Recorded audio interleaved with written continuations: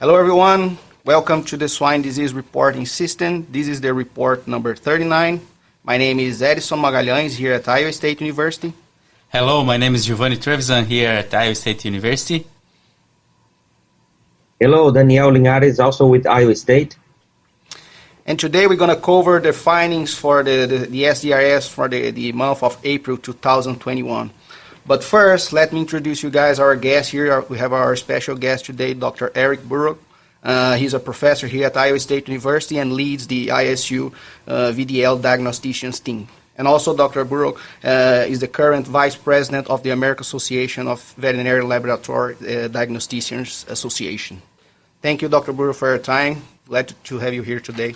Sure, yeah, good afternoon. Thanks for having me. Looking forward to discussing the SDRS today. Great. Let's get started. We have an overall question here for you first. So, in your opinion, what is the value of programs such as the SDRS for the swine industry when we look to those mega trends? Yeah, no, I think that's a great question. You know, historically, there have been kind of anecdotal reports or maybe even just opinions about certain seasonal patterns of pathogen recognition or disease diagnosis, or even temporal increases in different diseases. But until now, we really haven't had tools that could let us screen and view those patterns, at least not graphically. When we really wanted to do this maybe 5 or 6 years ago, it would require a whole lot of manual collection and manipulation of data, which can be prone to error. So this ability to just continuously look at the data, I think, is really useful to see those patterns and variances. I think in the end, it lets us just generate better questions, and those questions can then let us potentially time specific mitigation efforts and see if they change things then, as we move forward and use the system to look at changes forecasting. Mm-hmm. Oh, great. Thanks for your points. So let's get started here on the first page of the SDRS, which is the page that covers PCR detection for PRRS.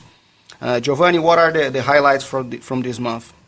Well, during the month of April of 2021, there was a moderate increase from PRRS virus detection, and then that was coming basically from the winter market age category.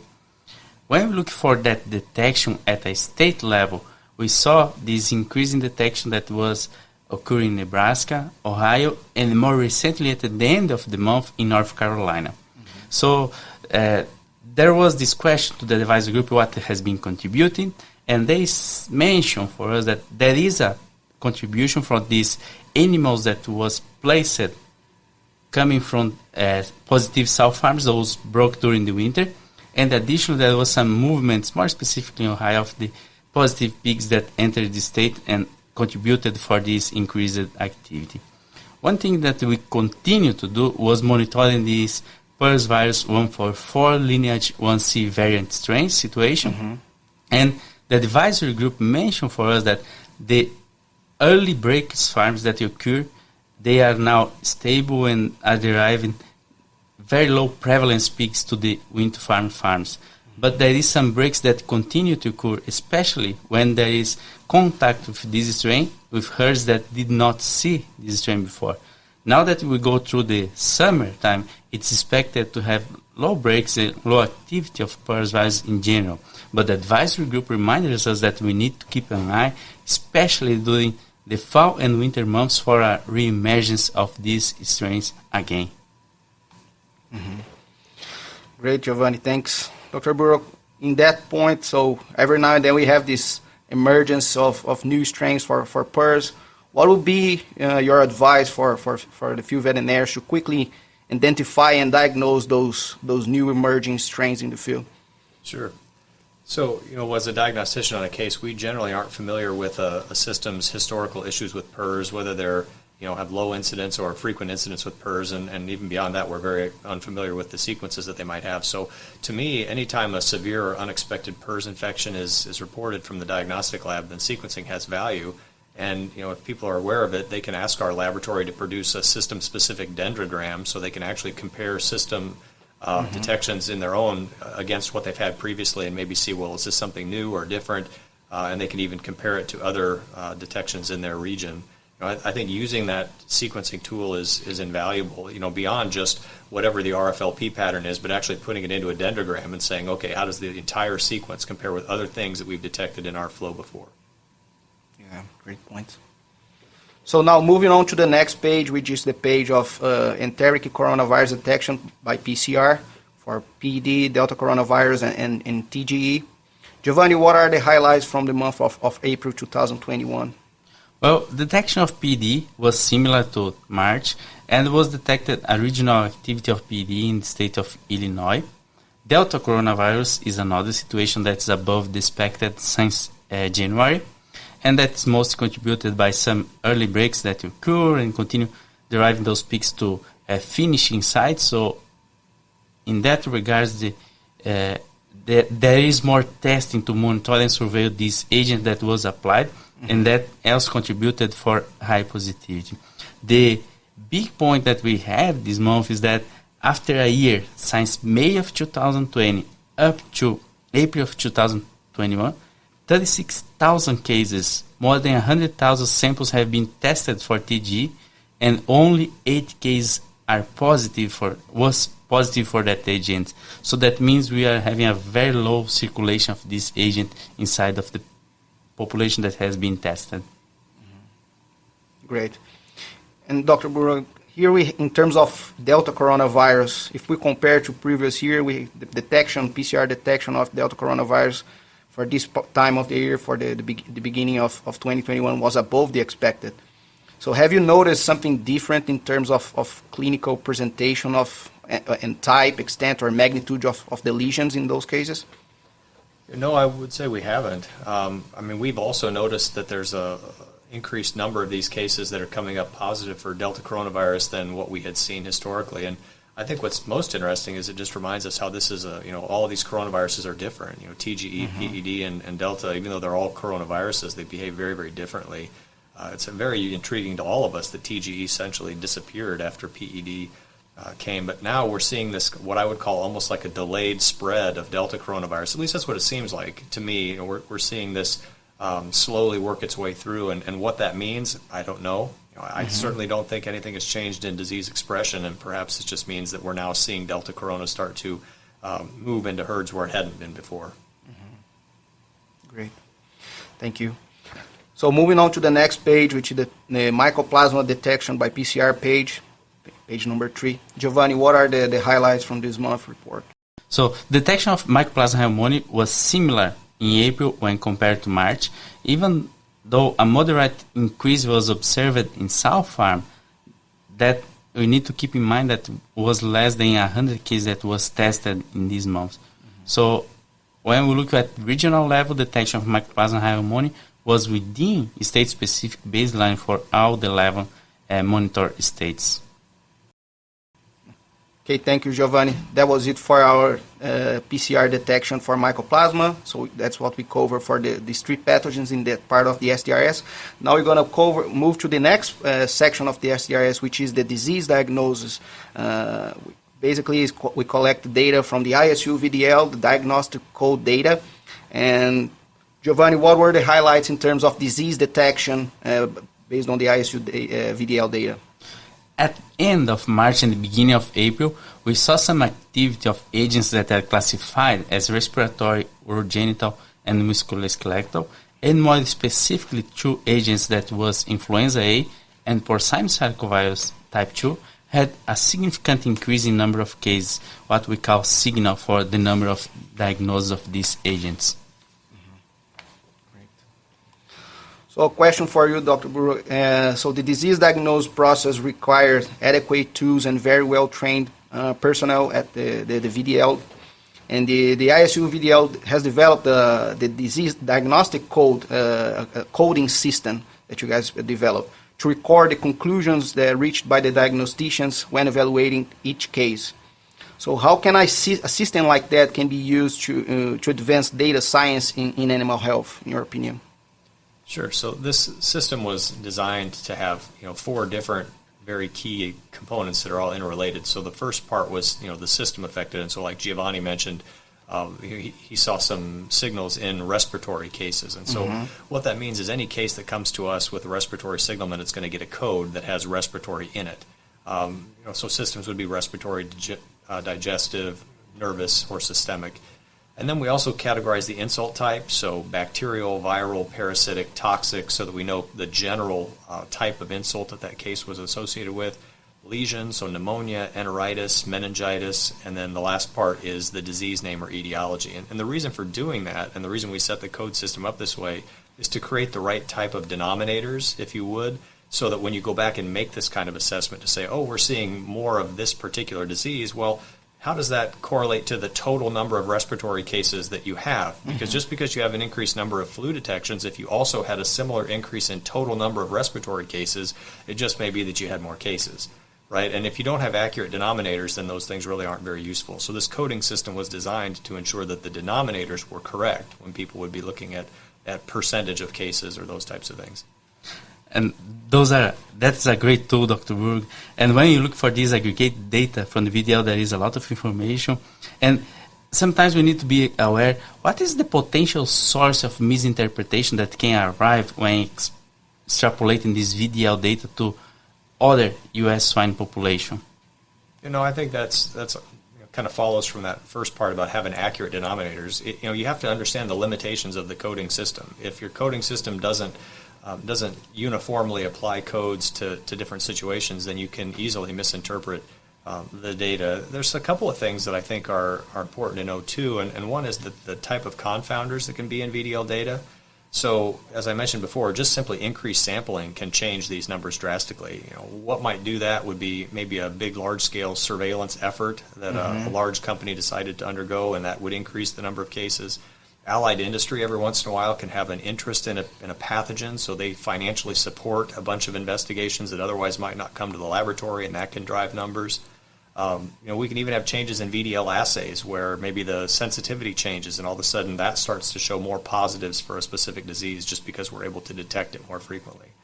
And then the last piece, we can even have new diagnosticians start in the laboratory, or people can have new veterinarians starting in the field, and they have different diagnostic questions, right? They run different sets of tests. They send in different types of samples, and all of those things have to be taken into consideration. So, the biggest thing is anytime you're looking at VDL data, you have to think, this is interesting.